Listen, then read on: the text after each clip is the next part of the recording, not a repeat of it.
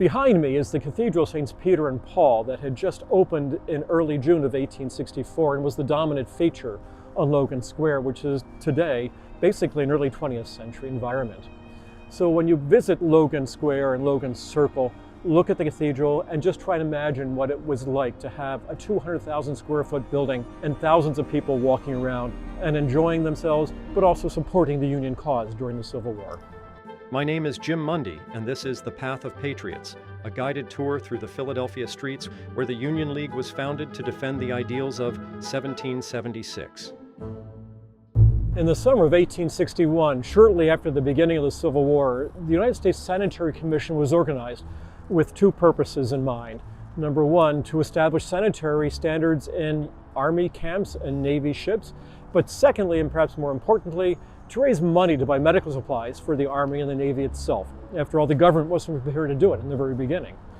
And by the summer of 1863, the Sanitary Commission realized that people would give more money if they were having fun.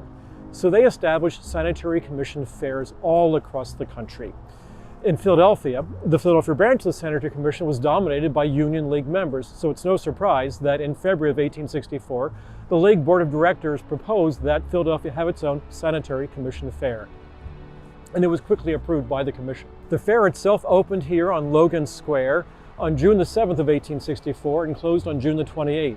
On June the 16th, President Abraham Lincoln came to Philadelphia for the only time in his administration to visit the fair and take in everything that it was doing to raise money for the Army and the Navy itself. The fair itself was a temporary building. It was 200,000 square feet, erected in 40 days. Union Avenue, the main central boulevard, was 540 feet long. The fair was organized into different departments. There was an art department, a children's department, agriculture, trophies, labor, for instance, and all these different kinds of things. What also made, I think, this fair unique is that the major committee was all men, but there were two parallel committees that ran the departments, one of men and one of women. So it was the first time really that women were involved in such a major undertaking, not just in the Civil War period, but in basically American history itself. Now, when the fair closed on June the 28th, after tens of thousands of people had visited the fair, they realized that they raised just over $1 million in 3 weeks' time. It was the second most successful fair during the Civil War period, surpassed only by that in Manhattan. But nonetheless, $1 million was a lot of money back then and was put to very good use, as you can imagine. Now, Logan Square at this point in time is primarily a late 19th, early 20th century environment, but behind me stands the Cathedral St. Peter and Paul, which had just opened at the beginning of the fair. So this building dominated the skyline for all around, and this is what everybody saw. And what a wonderful place to have a fair, so to speak. Thank you for walking with us through Lincoln's Philadelphia.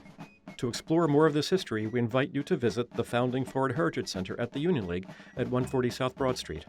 Experience the full self-guided walking tour by searching The Path of Patriots on Apple, Spotify, and YouTube, or wherever you listen to your podcasts.